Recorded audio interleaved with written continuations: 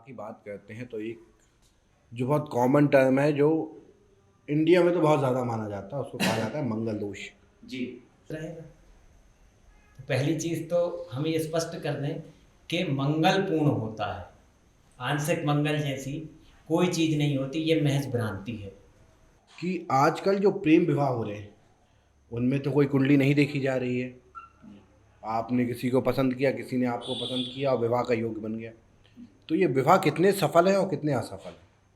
जी मैंने देखा, क्योंकि कालचक्र दोस्त का जब मैं इस चीज़ पे रिसर्च कर रहा था, बहुत सारी फेमस हस्तियां हैं, उनको भी कालचक्र दोस्त है। बिल्कुल उनकी उनकी सक्सेस में तो बाधा नहीं आई। बिल्कुल नहीं है। जापे कृपा राम की हुई, तापे कृपा करही सब कोई। नमस्कार, आप सभी का एक बार फिर से बहुत बहुत स्वागत है हमारी बोलती बातें पॉडकास्ट में। और आज हमारे साथ हैं आदरणीय श्री रुचिर लोचन पांडे जी, जो देश के एक श्रेष्ठ ज्योतिष आचार्य और आजकल जिनको हम इंग्लिश में एस्ट्रोलॉजर कहने लगे हैं। हाँ गुरुजी, हम आपका बहुत बहुत स्वागत करते हैं। नमो राघवाय। नमो राघवाहि। बहुत बहुत धन्यवाद। गुरुजी, ज्योतिष को भी आज कहीं ना कहीं हमने पैसे कमाने के लिए या माध्यम बना लिया है। तो क्या वो शक्ति या वो ज्योतिष एस्ट्रो टॉक जैसी ऐप हुई, जी क्या उन पर जो ज्योतिष आचार्य मिल रहे हैं वो सही है और जो राह दिखाई जा रही है वो सही है?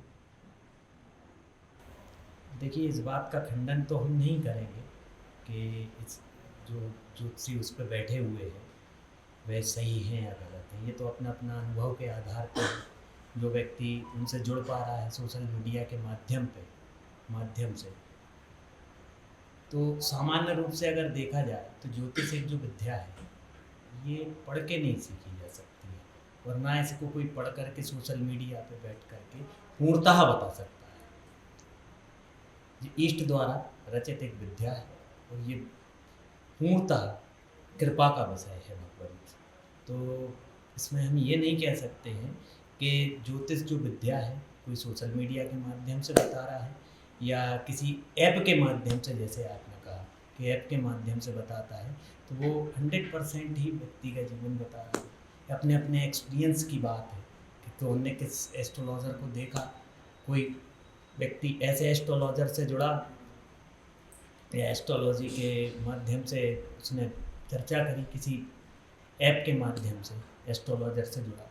तो मेरा मानना ये है कि ये कहना गलत होगा कि सही या गलत का पहचान करना गलत होगा। ये तो गलत है। गुरुजी, मेरे और हजारों लाखों युवाओं का एक प्रश्न है। जी इस युवा अवस्था में ऐसे क्या मार्ग और क्या उपाय हैं जिनसे जल्दी धन की प्राप्ति हो? भगवंत, धन की प्राप्ति के लिए सर्वप्रथम पहले नंबर धन की लालसा। जी। तो मेरे हिसाब से आज के समय में 90% या 95% यूथ हो या मैं 99% ही हाँ कर देता हूँ। 99% यूथ हो या यूथ की तरफ जा रहा व्यक्ति हो या यूथ से भी आगे निकल गया हो, उसकी आयु लगभग 40 45 50 वर्ष के आसपास पहुंच गई हो। ऐसे कई लोग हमारे पास आते हैं जो बताते हैं कि गुरुजी धन कमाना है, और उनकी आयु 50 वर्ष है। धन कमाने के अनेक प्रयोग भी करते हैं। कुछ लोग भगवत मार्ग से जुड़े हुए प्रयोग करते हैं कि अपार धन की वर्षा हो उनके ऊपर। तो सर्वप्रथम अगर आप ये प्रश्न एस्ट्रोलॉजी से कर रहे हैं कि एस्ट्रोलॉजी के माध्यम से कैसे धन को बढ़ाया जाए जी। या कैसे धन की अर्निंग हम बढ़ा सकते हैं, तो देखिए, पहली चीज़, अगर कोई व्यवसाय से जुड़ा हुआ व्यक्ति है तो उसको सर्वप्रथम हमारी खुद की पत्रिका में ये जानना होगा कि व्यवसाय का जो लॉर्ड है, ग्रह है, वह है बुध। उसकी पत्रिका में बुध की क्या स्थिति है और वह जो कार्य कर रहा है क्या वो उसके पत्रिका के ग्रहों के अनुकूल है जो उसको धन की आवक बढ़ा सकते हैं। ये सबसे पहले एक एस्ट्रोलॉजर के पास, अच्छे एस्ट्रोलॉजर के पास जाकर के व्यक्ति को अपनी पत्रिका का निरीक्षण करवाना चाहिए और धन भाव की क्या स्थिति है उसकी पत्रिका में, जो सेकंड हाउस धन का बताया गया है। और धन सेकंड हाउस से ज़्यादा महत्वपूर्ण होता है 12th हाउस। 12th हाउस हमारी और आपकी सभी की पत्रिका अर्निंग को जमा करने का होता है, जिसे जमा पूंजी कहा जाता है। तो आप धन कमाइए कितना, लेकिन अगर जुड़ेगा नहीं तो किसी काम का नहीं। आप 2 लाख रुपए पर मंथ भी कमाइए और उसमें से आप अगर 2,000 भी नहीं जोड़ पाए तो वो किसी काम का नहीं है। तो इसीलिए सर्वप्रथम सेकंड और 12 ये यूथ को जानना होगा कि हमारे उनकी पत्रिका में सेकंड और 12th हाउस की क्या स्थिति है। गुरु जी, इसी के साथ उसका पॉडकास्ट को आगे बढ़ाते हुए आपसे पूछना चाहूँगा कि आजकल जो प्रेम विवाह हो रहे हैं उनमें तो कोई कुंडली नहीं देखी जा रही है। आपने किसी को पसंद किया, किसी ने आपको पसंद किया और विवाह का योग बन गया। तो ये विवाह कितने सफल है और कितने असफल है? प्रेम विवाह का अगर प्रश्न आता है भगवत, तो प्रेम विवाह में आप देख रहे हैं कि 90% प्रेम विवाह आज हम आजकल देखते हैं कि व्यक्ति प्रेम, लड़का और लड़की विवाह कर तो लेते हैं, फिर बाद में जैसे पत्रिका मिलान आपने बोला कि पत्रिका मिलान नहीं होता है, विवाह कर लेते हैं बिना किसी मिलान के, बिना किसी पत्रिका मिलान के विवाह कर लिया। अब फिर उसके बाद जो स्थिति अगले 6 महीने में या साल भर में बनती है, जो खंडन या विच्छेद की स्थिति पैदा होती है इन दोनों के मध्य, तो ये गृह मिलान इसलिए हमारी सनातन धर्म की पद्धति में सर्वमान्य माना गया विवाह से पहले कि उसमें एक नहीं अनेक चीज़ें मिलाई जाती हैं। जैसे नाड़ी दोष, वर्ण दोष देखा जाता है, मंगल देखा जाता है, राशि से खडाष्टक योग तो नहीं बन रहा है दोनों के मध्य, बालक और बालिका, वधू और वर के मध्य, तो ये सब चीज़ों का मिलान करना अति आवश्यक है।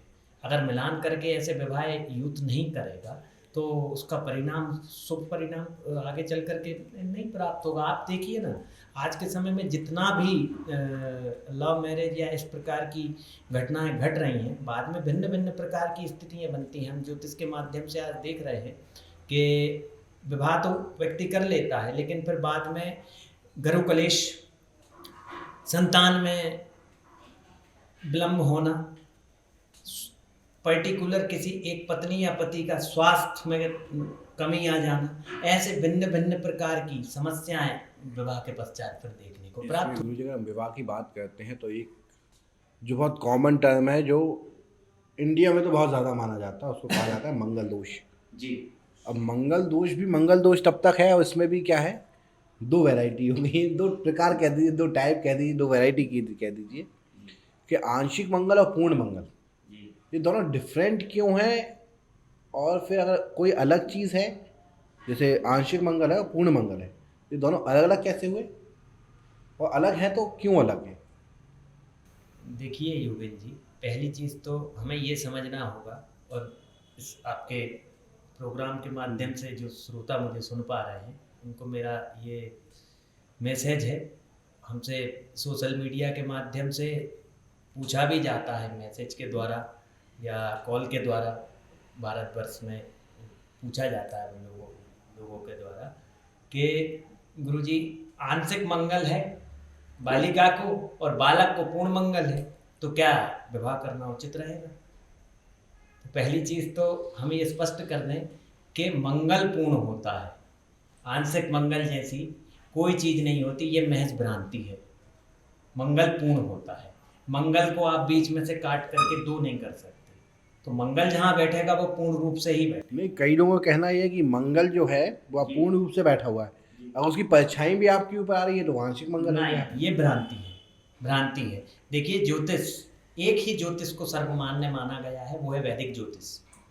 अब ज्योतिष की कई प्रकार हैं, कुछ लोग, लेकिन हम जो ज्योतिष की बात करते हैं तो अष्ट सिद्धि 9 निधि के दाता, तो जब हनुमान जी की बात की जाती है तो उनकी अष्ट सिद्धि में से एक सिद्धि ज्योतिष है, तो हम उस सिद्ध ज्योतिष की बात करना चाहेंगे। वैदिक ज्योतिष में मंगल पूर्ण है और मांगलिक दोष पूर्ण है, उसमें किसी प्रकार का कोई निम्न मंगल या आंशिक मंगल नहीं है, उसका खंडन है, मंगल पूर्ण है। तो ये स्वाभाविक है कि अगर कोई मांगलिक वर है तो उसकी पूर्ण मांगलिक वधू से ही विवाह। लेकिन गुरु जी, एक भ्रांति तो ये भी है, अगर आपके पूर्ण गुण, पूर्ण लग्न और पूर्ण नाड़ी दोष सारी चीज़ अब मिल जा रही हैं, जब वो पूर्ण 36 ही गुण मिल गए तो भी वैवाहिक जीवन सुखी नहीं है। बिल्कुल नहीं है, क्योंकि सीता जी राम जी के 36 गुण मिले, बिल्कुल नहीं। हाँ, 18 से नीचे और 36, 18 से नीचे में तो विवाह बनता ही नहीं है, और यहाँ 36 हैं तो वहाँ भी खंडित बताया गया है कि 36 के 36 गुण भी खंडित किए गए हैं। और ऐसे कई उदाहरण देखे गए हैं कि छत्तीस गुण में काफी विच्छेद हुआ है फिर जीवन में आगे नहीं, जाकर। उदाहरण देखे गए, लेकिन जी एक आपसे बात करना चाहूँ तो श्री राम ऐसा पति कहीं पे भी ऐसा नहीं लगा है। जी लेकिन श्री राम ऐसा राजा जब उस रूप में आए तो जी। उस चीज़ पे हम वो कह सकते हैं, डिबेटेबल हो सकता है, जी क्योंकि शायद वो चीज़ जो थी वो कर्तव्य निष्ठा के ऊपर थी। बिल्कुल क्योंकि अगर हम अपनी local language, Ram as a consider as the idol husband, क्योंकि जब उस समय 3 रानी 4 रानियों का जो ट्रेंड चल रहा था, जी उसके बीच में वचन देके सिर्फ एक ही माता सीता तक रहना, ये भी एक बड़ा कमिटमेंट था। बिल्कुल था। क्यों नहीं, बिल्कुल था। और अब बात अगर यह है छत्तीस गुण की, और तो मिलान करके जो विवाह हमारी पद्धति सनातन पद्धति में माना गया है, तो मिलान का सीधा सा रूप ये है कि मिलान से एक मिलान नहीं देखा जाता कि इनका आगे का जीवन कैसा रहेगा, उसमें कई चीज़ें देखी जाती हैं कि वधू के भाग्य से वर का भाग्य जोड़ा गया है मिलान के आधार पे, और फिर आफ्टर मैरिज संतान में, उसकी कुल वृद्धि में, उसकी व्यापार की वृद्धि में, प्रतिष्ठा में, ये सब प्रकार बनाए गए हैं। तो इसलिए मिलान करना अति आवश्यक होता है, मिलान का रूप इसलिए बना गया अब गुरु जी इसमें एक चीज़ और आई कि मंगल के उपाय क्या हैं। जैसे मान लीजिए सार्थक को मंगल है, जी तो अब सार्थक की पेड़ के साथ शादी कराई जाए? है। नहीं, मैंने कहा ना कि ज्योतिष केवल एक पद्धति में सीमित नहीं है, ज्योतिष की अनेकों पद्धतियां बनाई गई हैं। अब जैसे लाल किताब की ज्योतिष आपने सुना होगा, लाल पूजन भी मैंने सुनी हुई है। बिल्कुल सुनी है। लाल पूजन होती है, लाल पूजन भी लगती है, वो वर को लगती है, और पीली पूजन वधू को लगती है। भात पूजन मंगलनाथ, हाँ, मंगलनाथ में होती है भात पूजन। जो भात उनके लिए पूजन, भी जी भात पूजन क्या है, जी मंगलनाथ ही क्यों यहाँ मंगल के दोष को किए जाए। अगर हम मंगलनाथ जी की बात करते हैं तो मंगलनाथ जी की अगर मैं साइंटिफिकली बात करूं तो वो सारे ग्रह की स्टडी करने के लिए एक परफेक्ट पॉइंट है, क्योंकि वो अर्थ के सेंटर के भी सेंटर में, ट्रॉपिक ऑफ कैंसर में भी सेंटर पे, सेंटर बिल्कुल सेंटर पे मंगलनाथ जी आते हैं। और उसको कहा जाए तो एक हिंदुस्तान की सबसे गर्म जगह भी बिल्कुल कहा जा सकता है। लेकिन वहाँ सब इंक्लाइन है सारे प्लैनेट्स, क्योंकि हम जो आज की युवा है वो सब साइंस की बातों पर ज़्यादा बिलीव रखता है। तो मंगलनाथ से मंगल जी की पूजन ही क्यों? क्योंकि वहाँ सारे ग्रह इंक्लाइन में एक ही हैं, तो वहाँ हम बृहस्पति की पूजन क्यों नहीं कर रहे हैं, शुक्र की पूजन क्यों नहीं कर रहे हैं? देखिए, पहली चीज़ तो वो जो मंगलनाथ मंदिर है वो मंगल का ही है, ठीक है जी। और वहाँ जो भी पूजन पद्धति है वो मंगल दोष की ही की जाती है, जिसमें भात पूजन जो है वो मंगल दोष में ही माना गया है। मंगल दोष में ही भात पूजन का उल्लेख बताया गया है। तो जितनी भी वहाँ पूजन, जैसे आप कह रहे हैं अन्य ग्रहों की क्यों नहीं, तो अन्य ग्रहों की इसलिए नहीं कि वो जो स्थान है, जो स्थान चिन्हित है, वह मंगल दोष के लिए बनाया गया है, और जो मंगलनाथ है वो स्वयं मंगल है। और बात अगर वहाँ आती है हॉटेस्ट प्लेस, हाँ, जहाँ हॉट प्लेस माना हाँ। गया है, जिसको गर्म जगह माना जी। गया है, तो अग्नि तत्व मंगल है और भूमि पुत्र मंगल है। भूमि के पुत्र है मंगल और अग्नि का तत्व है, तो गर्म मंगल को माना गया है। वो इस दोष का उपाय क्या है? जैसे मैंने आपसे बोला सार्थक की पूजन हमने पेड़ से करा दी, जी तो सार्थक की जो हमने शादी पेड़ से कराई, तो क्या सार्थक का मंगल दोष खत्म? नहीं, ये मिथ्या है, मिथ्या है। मंगल, मैंने कहा ना, मंगल दोष किसी भी प्रकार की पूजा कराने से कभी दोष खत्म नहीं होगा।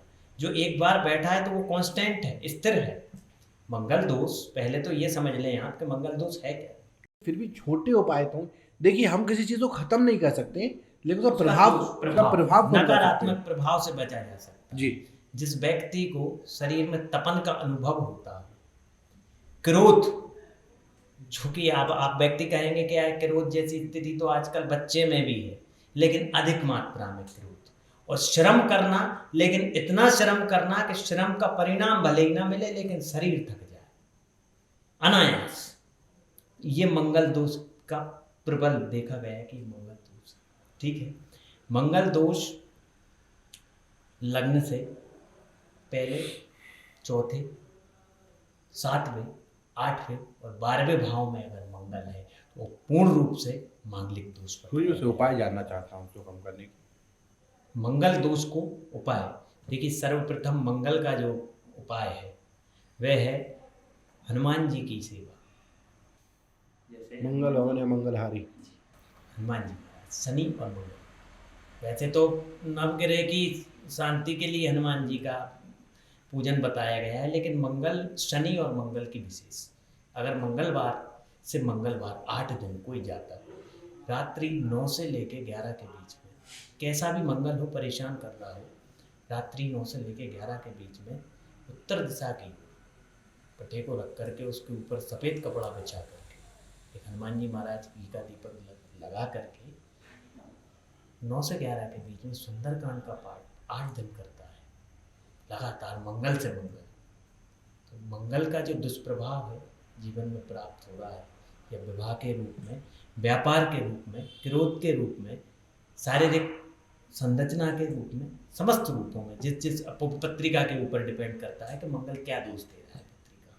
मारक तो नहीं है, जी जी कारक है। जी। सुंदरकांड करना भी एक उपाय है। लाल गाय से, लाल गाय के कच्चे दूध से, लाल गाय के कच्चे दूध से भगवान शंकर का अभिषेक करना मंगल दोष को, के जो नकारात्मक दोष हैं उनमें आ रही समस्या का समाधान करता है। नहीं गुरुजी, यहाँ पे एक चीज़ हुई कि अब जब मेट्रो सिटी में है, अब वहाँ पे तो गाय ही मिलना मुश्किल हो गया है, तो वहाँ पे लाल गाय कहाँ से लाएं?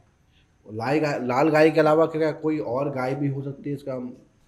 हाँ, अगर ऐसा कोई कंपलसरी नहीं है लाल गाय, अगर मिले तो अति उत्तम है, अन्यथा किसी भी रंग की गाय चल सकती है। और मेट्रो में अगर नहीं मिलता है तो कोई बात नहीं है। जो हम सुंदरकांड वाला आपको बात बताएं वो भी कारगर सिद्ध है, जी। सुंदरकांड कर सकते हैं मंगल दोष के, हनुमान चालीसा का पाठ कर सकते हैं। हनुमान जी का जितना पाठ किया जाएगा उससे मंगल दोष का निवारण। तो गुरुजी इस साथ नवदुर्गा चल रहा है इस समय, तो एक चीज़ और खड़ी हुई यहाँ पे, एक क्वेश्चन और अच्छा आता है, वो क्वेश्चन है काल सर्प दोष। क्योंकि ये काल सर्प दोष की इतनी सारी डेफिनेशन इस जगत में दे दी गई हैं, क्योंकि एक तो डेफिनेशन जो मैंने सुनी जिसको सुनकर मुझे खुद मैं वो हंसी आई, यही कहना उसके लिए उचित होगा जी कि उन्होंने काल सर्प दोष को ये बताया कि आपकी जो मृत्यु होगी जी वो किसी काले सर्प के काटने से होगी। जी। तो पहले तो हम ये चाहते हैं आप काल सर्प दोष है क्या उसे स्पष्ट करें। देखिए, काल सर्प दोष राहु और केतु के मध्य समस्त शुभ ग्रह आ जाना काल सर्प दोष को सिद्ध करता है। काल सर्प दोष आज के समय में, काल सर्प दोष को इस तरीके से ले लिया गया है कि अगर किसी जातक की पत्रिका में काल सर्प दोष है तो लाइफ इज, नहीं वो है ना, वो एक नकारात्मक ले लेते जो कि पंडित जीवन ही खत्म हो गया भाई के काल सर्प दोष है। जी जी जी है ना, आते हैं कई लोग हमारे पास, बोलते हैं कि काल सर्प दोष है गुरुजी, और हम तो वो मतलब कुछ नहीं हो सकता हमारा, या इसका आप उपाय बताएं। तो देखिए, काल सर्प दोष एक सामान्य प्रक्रिया है जो ग्रहों के आधार पर बनती है, इससे भयभीत होने जैसी कोई स्थिति नहीं है। राहु केतु के मध्य शुभ ग्रह आ जाना काल सर्प दोष है, और इसके जो दुष्परिणाम है वो उपाय से काटे जा सकते हैं।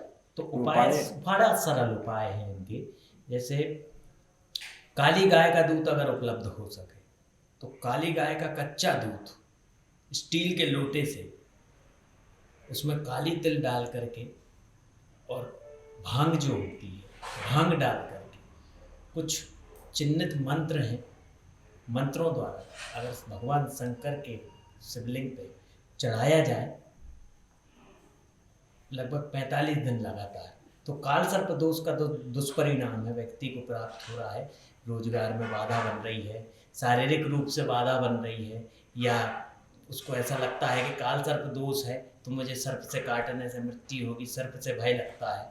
एक जो साइकोलॉजिकल बातें हो जाती हैं जिन्हें अज्ञानता में लोग बता देते हैं, है ना, साइकोलॉजिकल हो जाती है, तो इन सब भय से उसको मुक्ति प्राप्त होगी भगवान शंकर के अगर वो अभिषेक करता है 45 दिन लगातार।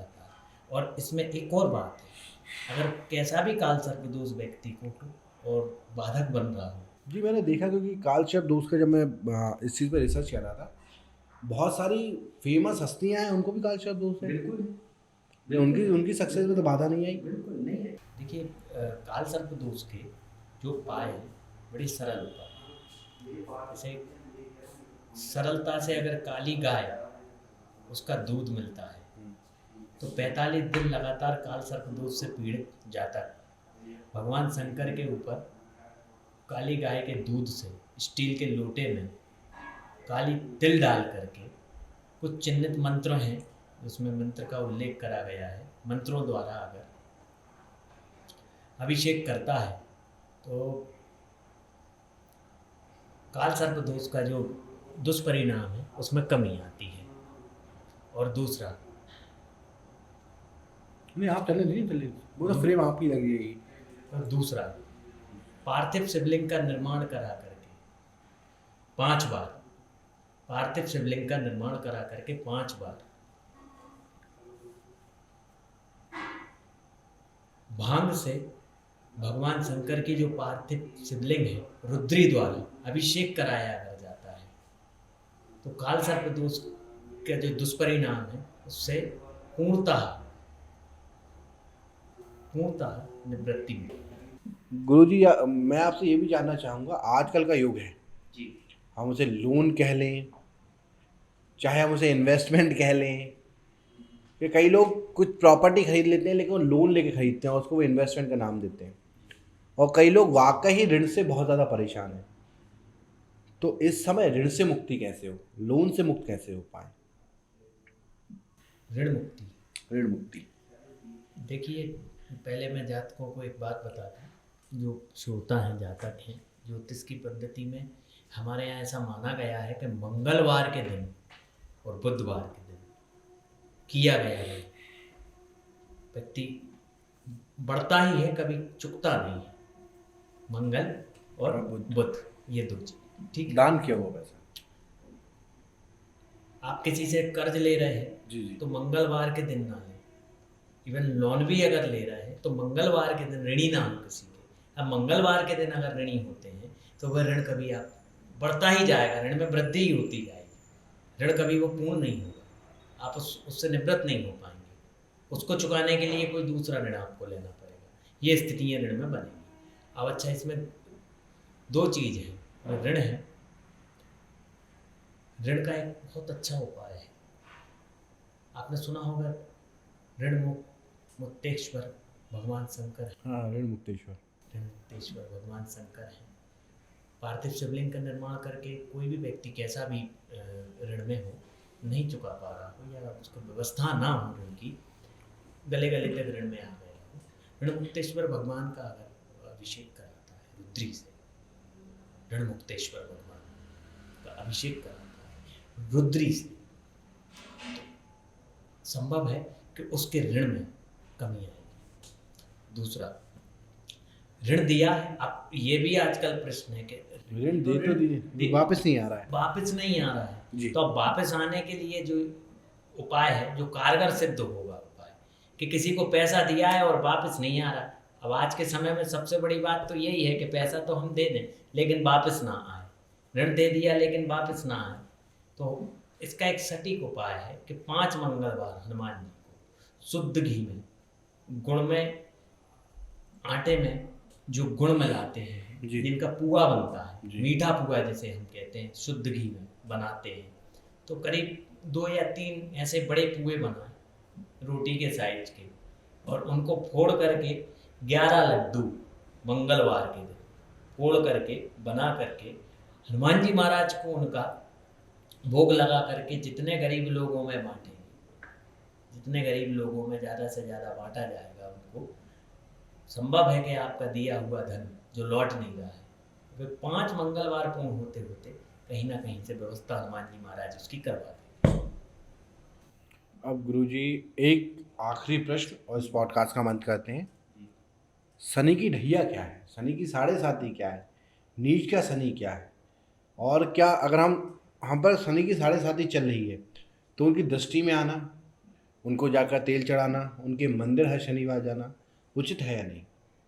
देखिए पहली चीज़ तो शनि की ढैया, 7.5 और शनि की महादशा, ये जो है शनि की 7.5 वर्ष की होती है और ढैया जिसे अढ़ैया के रूप में भी लोग जानते हैं। कुछ लोग ढैया नहीं समझते हैं, अढ़ैया भी जानते हैं कुछ लोग। तो अढ़ैया और ढैया जिसे कहा गया है, ये लगभग 2.5 साल 2.5 साल से 3.5 साल का ये इसका अवधि होती है। तो और 19 वर्ष की शनि की महादशा होती है। तो इस अवधि में सामान्य रूप से आपने सुना होगा, कई ज्योतिषी, हम खंडन नहीं करेंगे किसी ज्योतिषी का, वो अपनी पद्धति से बता रहे होंगे, कई ज्योतिषी बोलते हैं या कई विद्वान बोलते हैं कि शनि मंदिर जाएं और तेल चढ़ाएं, शनि से मुक्ति मिलेगी, शनि के दोषों से मुक्ति मिलेगी। कई ज्योतिषी बोलते हैं ऐसा, कई विद्वान ऐसा बोलते हैं। तो देखिए, ज्योतिष शास्त्र में शनि को न्यायाधीश बताया गया है। ठीक, जिस जातक पे शनि की ढैया हो, शनि की 7.5 हो या शनि की महादशा हो, ऐसा व्यक्ति शनि की दृष्टि में जाता है। वैसे तो सामान्य व्यक्ति के लिए जाना भी वर्जित है, और अगर जिस पे ये तीनों चीज़ों का, शनि की ढैया, 7.5 या महादशा का प्रभाव है, उसे तो कतई नहीं जाना चाहिए, वर्जित है शनि की दृष्टि में जाना। और ना शनि का कोई, आप दान कर सकते हैं शनि का, लेकिन शनि के सामने नहीं जा सकते। शनि के दान में काला कपड़ा जो अंग पे लगा हो, जूता, घर का लोहा, जो जंग लगा लोहा होता है, घर में पड़ा होता है, अगर शनि की 7.5 के दौरान जंग लगा लोहा हो या जूते हों जिन पे धूल चढ़ गई हो, फफूंद जिसे हम कहते हैं, चमड़े पे आ जाती है, कोई इलेक्ट्रॉनिक आइटम है जो खराब पड़ा हुआ है काफ़ी समय से, काली गिट्टी है जो लोग घर बनवाते हैं और पटक देते हैं, उसको छत पे पड़ा रहता है, या घर में मलबा जो है, अगर इस प्रकार की चीज़ें घर में हैं और वास कर रही हैं, तो शनि अत्यंत दुष्परिणाम, अत्यंत दुष्परिणाम। तो सबसे पहले इन चीज़ों को हटवाएं, शनि का अगर परिणाम से बचना है तो। और दूसरी बात, निवेदन है कि शनि की 7.5 में, शनि की ढैया में और शनि की महादशा में जो भी जातक सुन पा रहे हैं मुझे, कभी शनि मंदिर ना जाए, शनि की दृष्टि में ना आए, क्योंकि इसका एक साइंटिफिक रीजन भी है कि व्यक्ति को अगर बुखार होगा तो वो उसका एंटीडोज लेगा, एंटीडोज पैरासीटामोल के रूप में लेगा। ठीक है, और अगर आप ऑलरेडी शनि से प्रताड़ित हैं, शनि परेशान कर रहा है, शनि की ढैया जब आती है या 7.5 आती है, तो ये हमारे पूर्व के कर्मों को आगे ला करके खड़ा करती है। तो ये एक प्रकार से इनडायरेक्टली कोर्ट का मुकदमा माना गया है। जी जी, शनि की ढैया को कोर्ट का मुकदमा माना गया, और शनि न्यायाधीश है, तो संभव है अगर किसी व्यक्ति पे अगर कोर्ट का केस चल रहा हो और वो न्यायाधीश के सामने जाएगा, तो हो सकता है उसको सजा भी पड़ जाए। तो इसीलिए शनि की दृष्टि में नहीं जाना चाहिए। हनुमान जी महाराज को वकील के रूप में माना गया है शनि की ढैया और 7.5 में। तो हनुमान जी महाराज की जो व्यक्ति शरण में जाएगा शनि की ढैया या 7.5 में, उसको शनि के दुष्प्रभाव से निवृत्ति मिल जाएगी। बहुत बहुत धन्यवाद गुरुजी, आपने जो हमें इतना अमूल्य समय दिया। आशा करते हैं आपके साथ जुड़े रहेंगे और दूसरा पार्ट भी बहुत जल्दी आएगा। तो आप सभी लोग देखते रहिए बोलती बातें। Thank you so much guys. You can like, comment and subscribe. Thank you so much.